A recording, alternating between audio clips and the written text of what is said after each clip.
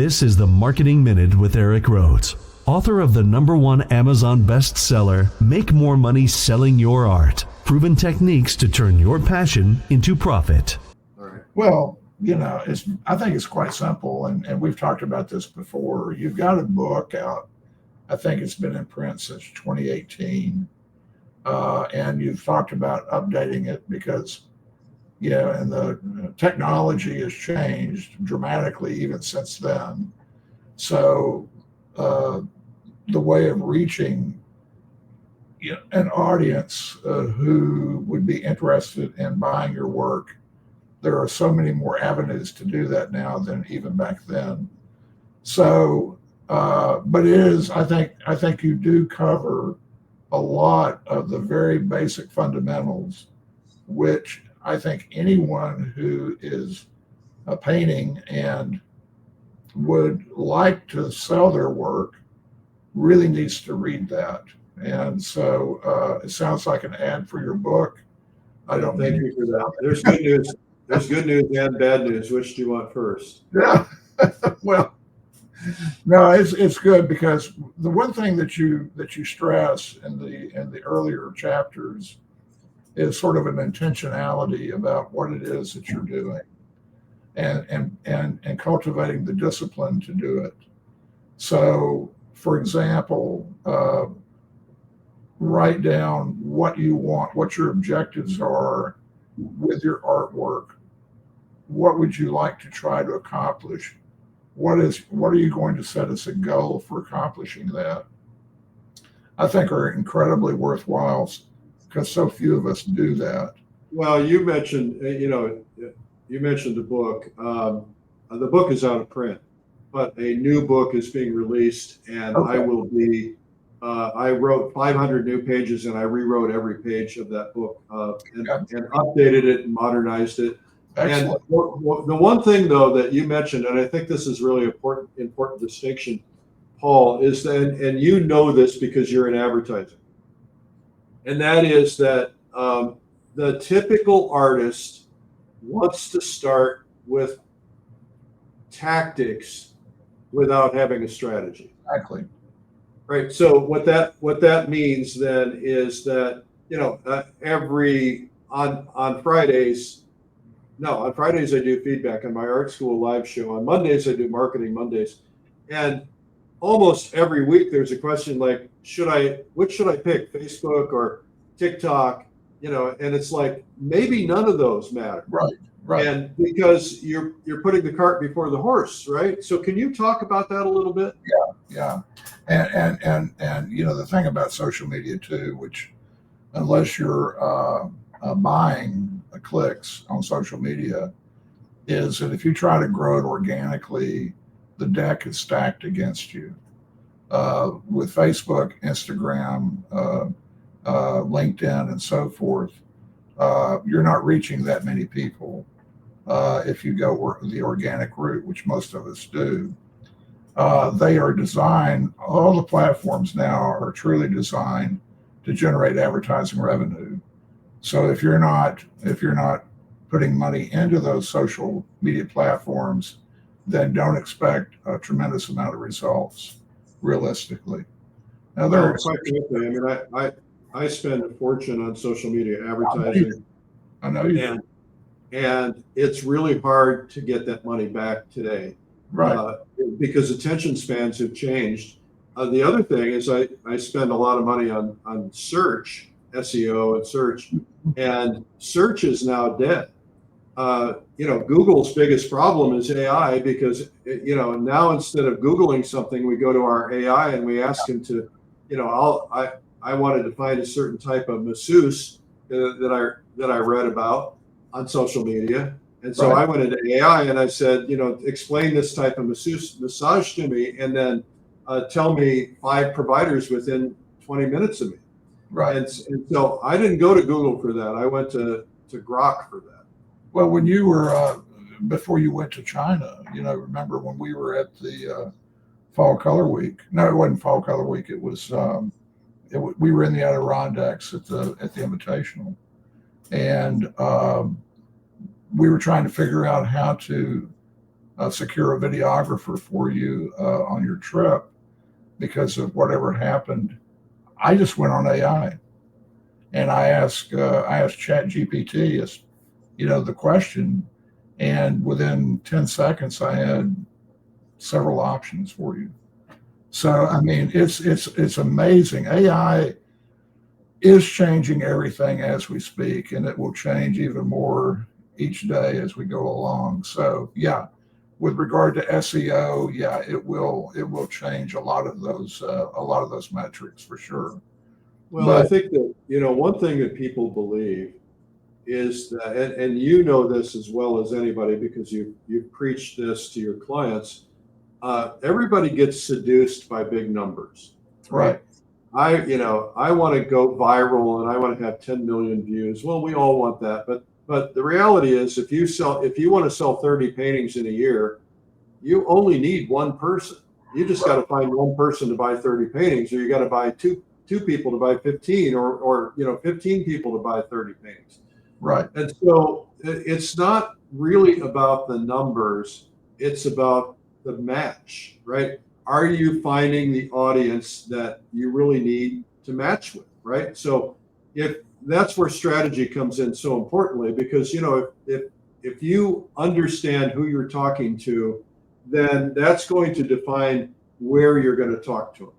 right. Well, we have a saying in the business: you go fishing where the fish are. Yeah. And a lot of times clients are a little unsure about where their fish are. And so one of the things that we do is we help them figure that out.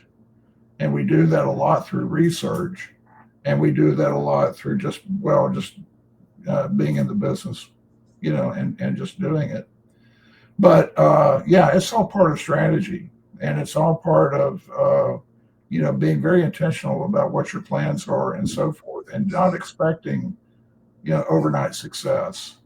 No, But it's it's a combination of all those things. But yeah. So, Paul, what is your best advice to an artist who says, it's time for me to start thinking about selling my work? What are the first 2 or 3 things you think they should do? Well, the first thing is be realistic about your time allocation that you're going to devote to marketing versus painting. And, if you're just getting started, if you're just kind of getting some momentum going, expect to spend a lot more time on the marketing side than you will be on the creative side. In other words, for every 10 hours that you're going to spend painting, and this is just a rough example, I would suggest that you may need to spend 2 hours in the marketing side of that in order to make sure that you're doing it well, that you're thinking it through, and that you are and the other key thing is to be consistent. You see a lot of times clients will think, well, why didn't this ad work? Why doesn't this message work? Well, how many times did you run it? What's the frequency? How many times did you repeat that? How many times are you showing up here or there? Well, if you're only doing one-offs on your messaging, don't expect miracles. They're probably not going to happen. So I would say one of the things you need to do is to plan on being,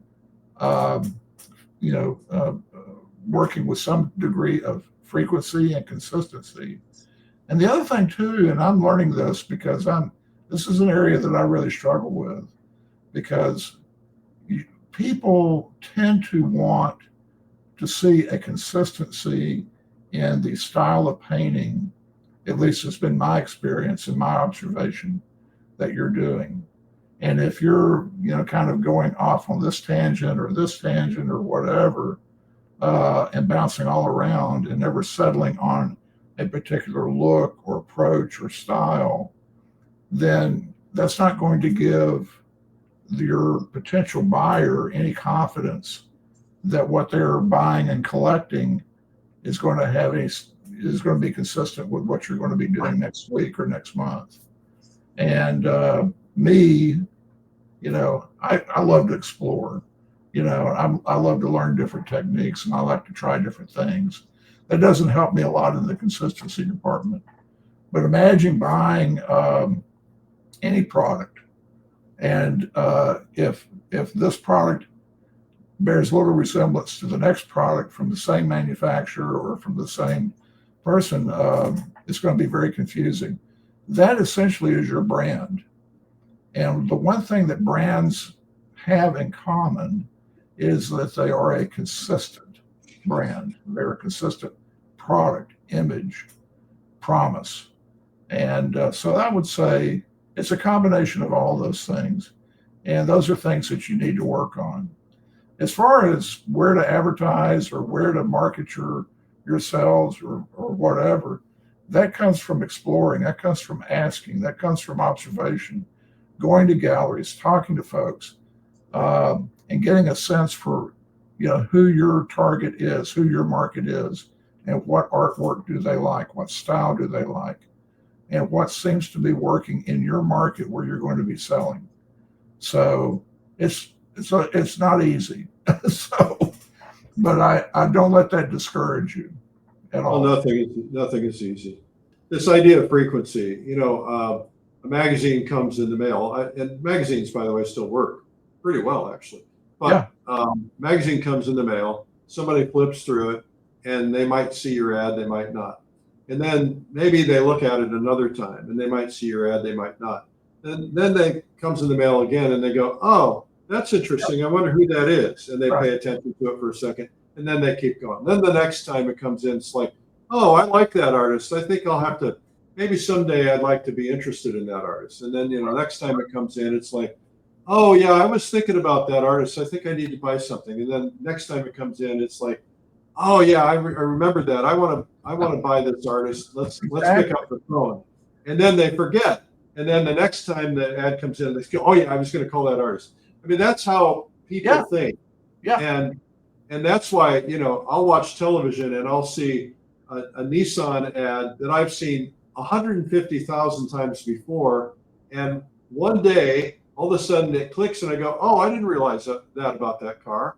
And I've seen it 1,000 times, but I wasn't paying attention. And then all of a sudden it clicks. That's why people do frequency.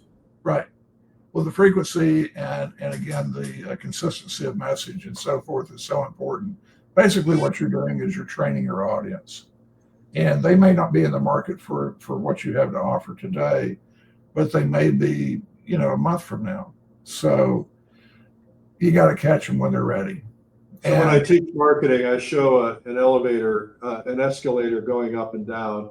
And I say, the up is there's always new people coming into the market. And the down is there's always people leaving the market.